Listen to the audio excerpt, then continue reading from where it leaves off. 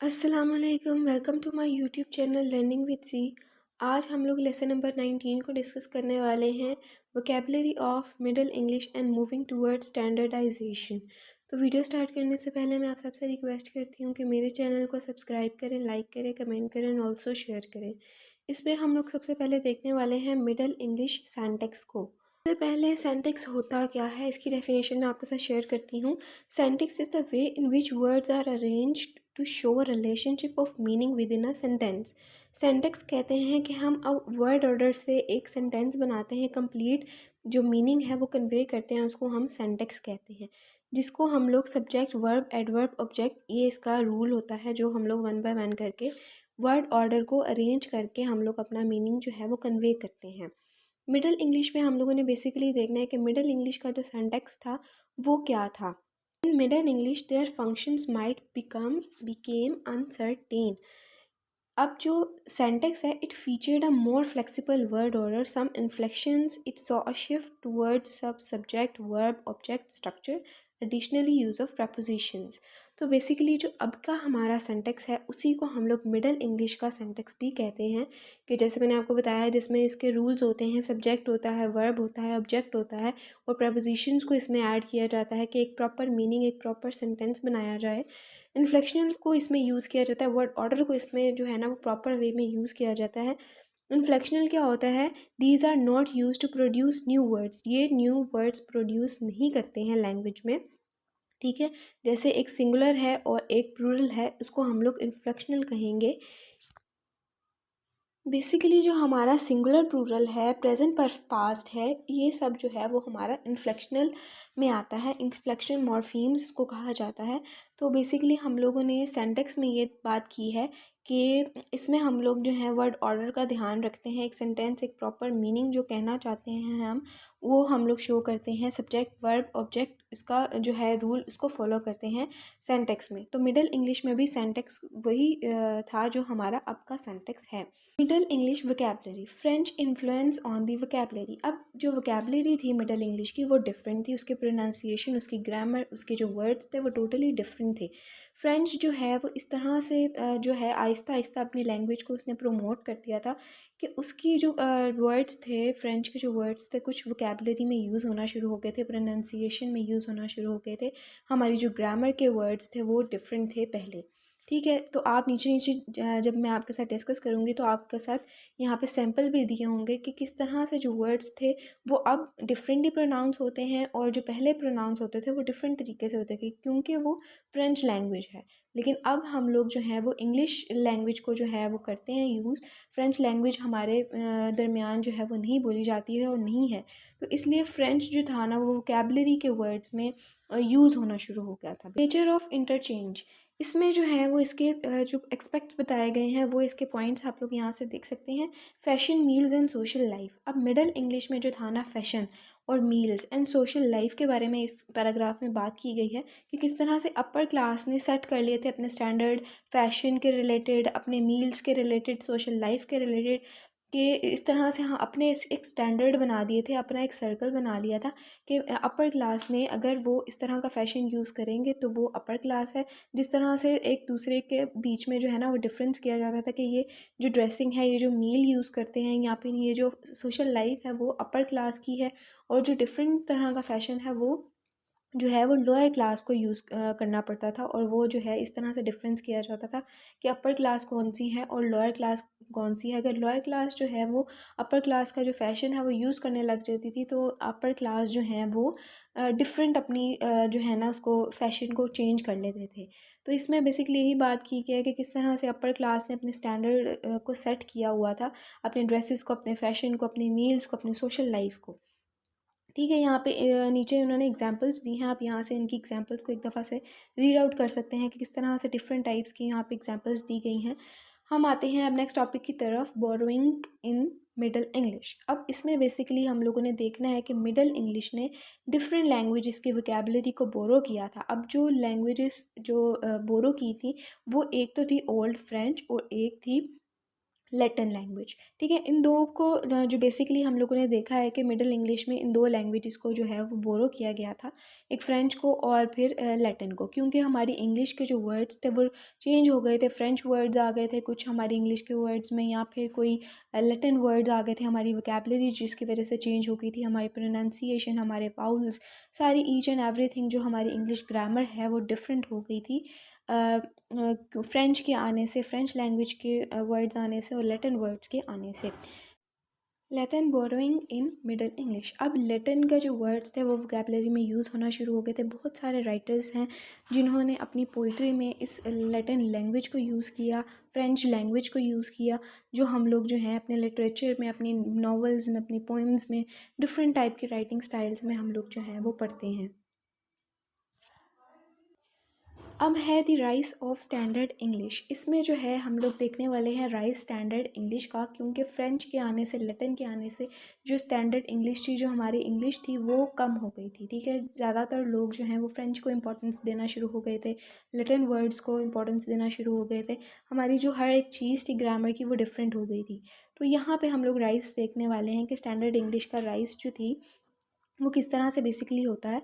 तो several centuries पहले जो थी ना, ये बात उस टाइम पीरियड की है कि नॉर्मन कॉन्क्वेस्ट, जब मैंने आपको बताया था कि नॉर्मन्स ने किस तरह से जो है ना वो यूज़ की थी इंग्लिश लैंग्वेज, और फिर जो थी ना फ्रेंच को इम्पोर्टेंस देना शुरू हो गए थे, अपर क्लास लोअर क्लास का डिफरेंस आना शुरू हो गया, जिसकी वजह से जो थी ना वो फ्रेंच इतनी इम्पॉर्टेंट हो गई और इंग्लिश जो है वो बिल्कुल ही ना, ये कह लें कि बिल्कुल ही कोई भी नहीं यूज़ करता था उसे। ठीक है, तो फिर जो है ना आहिस्ता आहिस्ता करके नॉर्मन कॉन्क्वेस्ट के बाद जो थी दोबारा से राइज हो गया स्टैंडर्ड इंग्लिश का, मींस के इंग्लिश का जो है वो राइज हुआ। ठीक है, सेकंड पे इसमें है कि education, rise of middle class. जब मिडिल क्लास का राइज हुआ तो भी स्टैंडर्ड इंग्लिश जो है ना वो इम्पॉर्टेंट होना शुरू हो गई हमारे लिए। एजुकेशन सिस्टम्स के लिए हम इंग्लिश को यूज़ करते थे, जैसे अब हम मॉडर्न टाइम में इंग्लिश को यूज़ करते हैं, इसी तरह हम मिडिल क्लास का जो राइज था जब हुआ था, तो एजुकेशन की बेस पे हम लोग स्टैंडर्ड इंग्लिश को यूज़ करते थे, अपनी कम्युनिकेशंस में हम स्टैंडर्ड इंग्लिश को यूज़ करते थे। तो ये बेसिकली इसका राइज ऑफ स्टैंडर्ड इंग्लिश है। एक नॉर्मन कॉन्क्वेस्ट के दफ़ा ये जो था ना इसका राइज हुआ था, फ्रेंच पहले राइज हुआ, उसके बाद जो था ना स्टैंडर्ड इंग्लिश का राइज हुआ। उसके बाद सेकंड पे जो है वो middle rise of middle class जब हुआ था, तो एजुकेशन की बेस पे इसको स्टैंडर्ड इंग्लिश को जो है वो इतनी ज़्यादा डेवलप हुआ और जो है ना इम्पॉर्टेंट हो गया था। अब है importance of London standard. By far the most influential factor in the rise of standard English was the importance of London as a capital of England. तो बेसिकली जो इम्पॉर्टेंस थी वो यही थी कि लंदन जो है वो कैपिटल है इंग्लैंड का, इसीलिए उसको स्टैंडर्ड इंग्लिश जो थी ना वो इम्पॉर्टेंट थी उसके लिए। नेक्स्ट हम लेसन नंबर 20 की तरफ आते हैं, जिसमें हम लोग discussion of samples of middle English, जिसमें हम लोग सैम्पल्स देखेंगे कि किस तरह से फ्रेंच वर्ड्स को यूज़ किया जाता था राइटिंग में, और लैटिन वर्ड्स किस तरह के थे, हमारी जो ग्रामर है, हमारे बेसिकली जो इंग्लिश है वो किस टाइप की लिखी जाती थी, उसके सैम्पल्स आपको यहाँ पे देखने को मिलेंगे इस लेसन में, और इसके फीचर्स हम लोग डिस्कस करेंगे मिडिल इंग्लिश की लैंग्वेज के। तो इस लेक्चर में हमने ओवरऑल ये सब कुछ डिस्कस करना है। यहाँ पे जो है आप लोगों को ये बताया गया है, एग्जांपल्स के थ्रू बताया गया कि किस तरह से इंग्लिश जो थी वो डिफरेंट थी।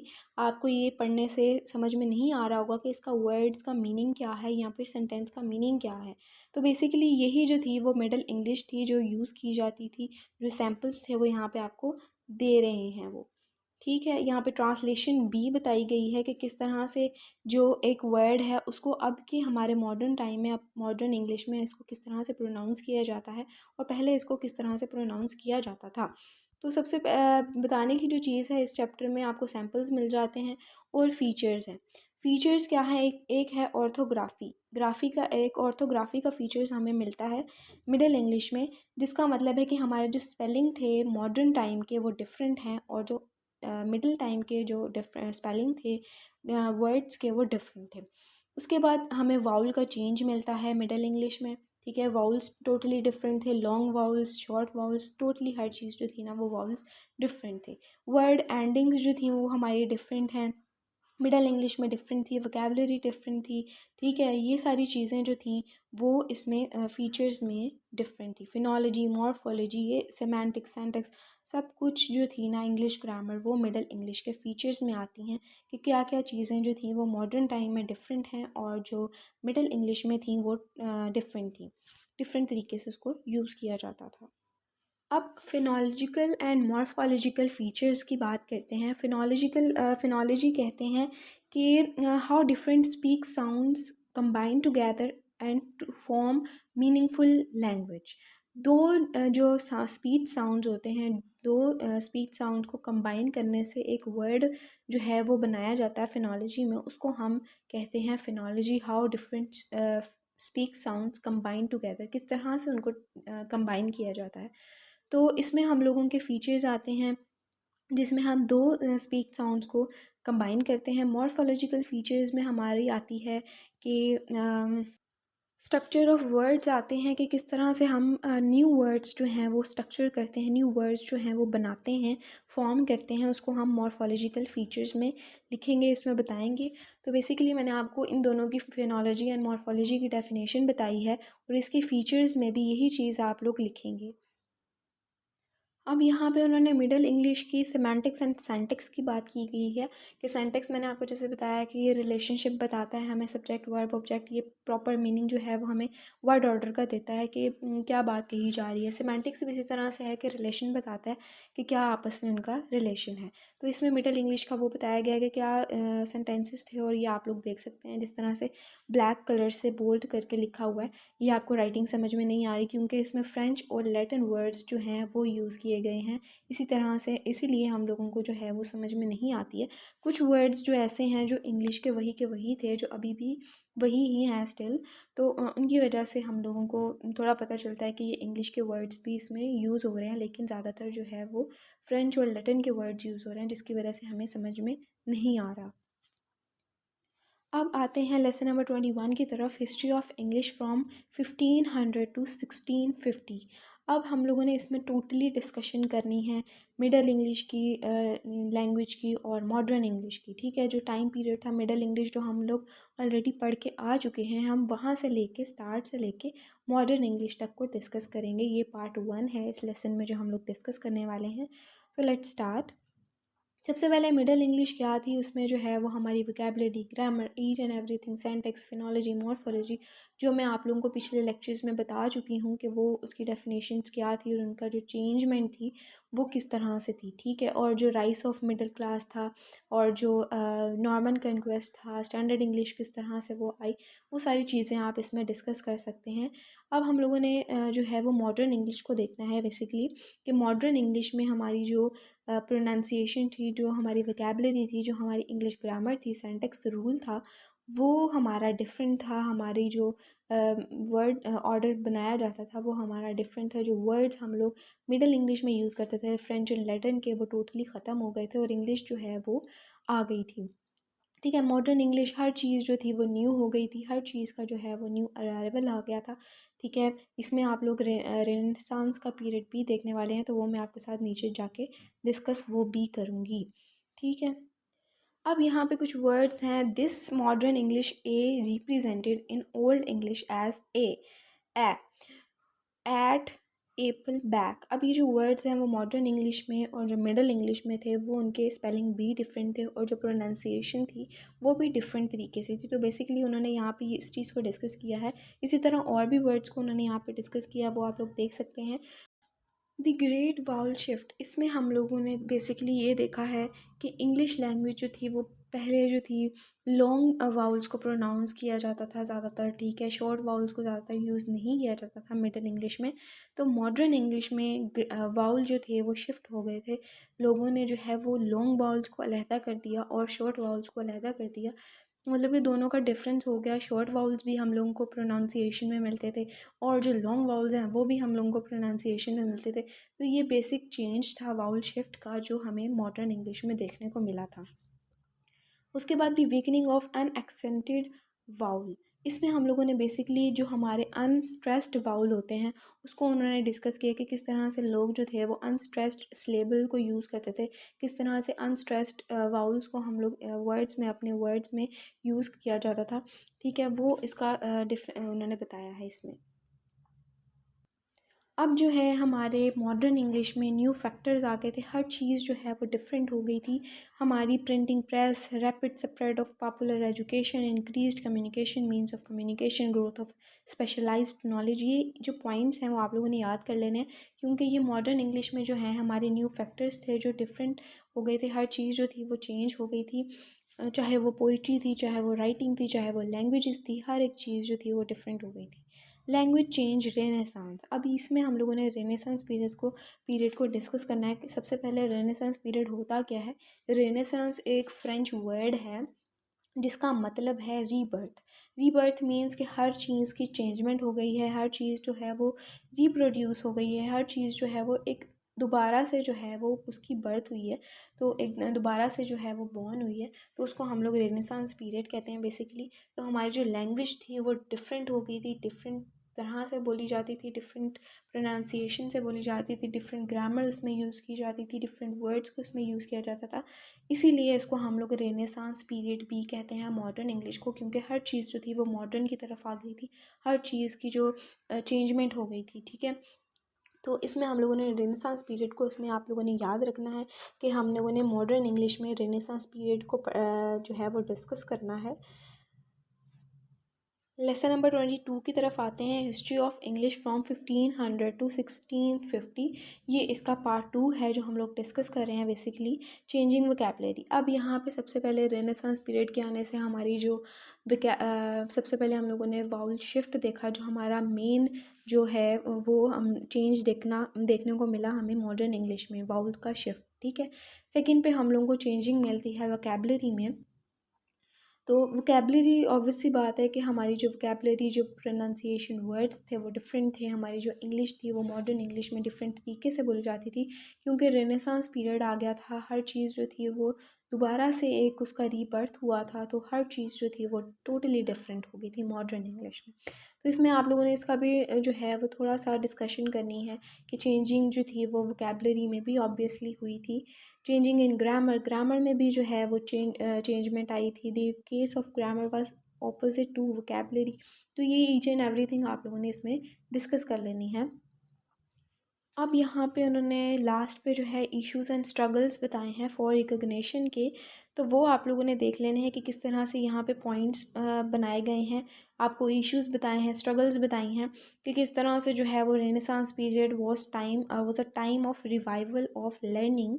जैसे मैंने आपको बताया कि रेनेसांस पीरियड को रिबर्थ पीरियड भी कहा जाता है, रिवाइवल ऑफ लर्निंग भी कहा जाता है। Latin and Greek were the key to the world's knowledge and were highly esteemed for poetry, oratory, and philosophy. English faced a competition. English had a recent history of. अब यहाँ पे इन्होंने points जो discuss किए हैं, issues and struggle basically बताए हैं, वो आप लोगों ने अच्छे तरीके से देख लेने हैं कि क्या इश्यूज थे, क्या इश्यूज फेस करने पड़े थे। ठीक है, तो आप लोगों को अच्छे तरीके से जो है वो समझ आ जाएगी, इतना कोई मुश्किल नहीं है। आई होप कि आपको आज की वीडियो जो है वो समझ में आई होगी। अगर आपको समझ आई है तो वीडियो को आपने पूरा वॉच करना है अच्छे तरीके से। अगर समझ नहीं आती है तो दोबारा से समझने की कोशिश करनी है। मैंने जो है वो लेसन नंबर 1 से अब तक मैंने लेसन नंबर 22 तक आपके साथ सारा डिस्कस किया है। कोई भी टॉपिक अगर आपको समझ नहीं आता तो आप कमेंट सेक्शन में दोबारा मुझसे पूछ सकते हैं। आज के लिए इतना ही। अल्लाह हाफ़िज़।